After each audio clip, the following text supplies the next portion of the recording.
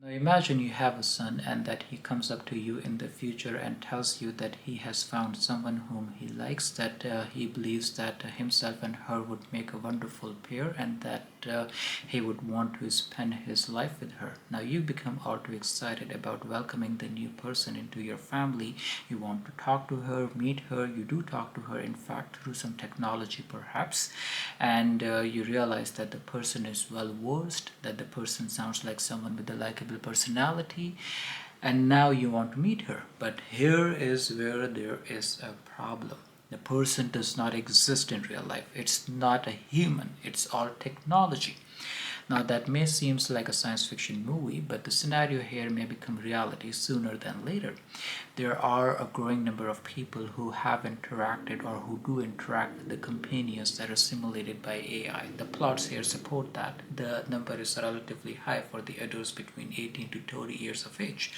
And there are these startups who provide some technological interface that are meant to simulate the romantic companionship. Now, these try to understand your personality, your nature, the way you like to be interacted with, and then have the conversations accordingly. That makes up for a seamless, frictionless conversations. The issue is that the same conversations in real life are not so seamless and frictionless.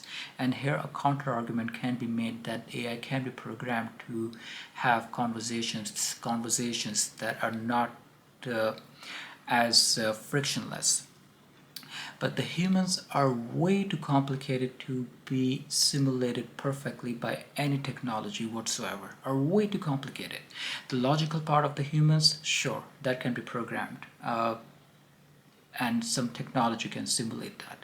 But there's an emotional part too. Overall, humans are too complicated to be simulated perfectly. Now, by incorporating these AI interactions a whole lot into our day-to-day life, we may be creating unrealistic expectations for the interactions between the two humans.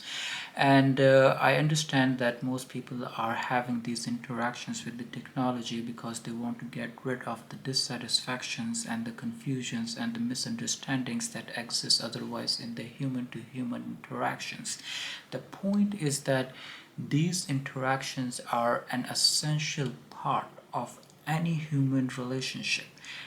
Dissatisfaction, confusion, misunderstandings. There will hardly be any human relationship where these are not present. These you have to solve and make an effort to understand where the other person is coming from. You make an effort and try to understand the other person and solve these conflicts, and that is an essential process that you go through to establish an even stronger connection, to establish an even stronger relationship between yourself and the other person. I would say that these dissatisfactions, misunderstandings, they are an essential part, and solving them is essential to developing a stronger connection. Now, that part it's is is hard, if not is next to impossible to be simulated by some technology. Now, obviously, there will be unrealistic expectations, as I mentioned, if we incorporate AI increasingly into our day-to-day life, and when those expectations are not met, um, uh, there may be further degradation of the human relations in the real life, and that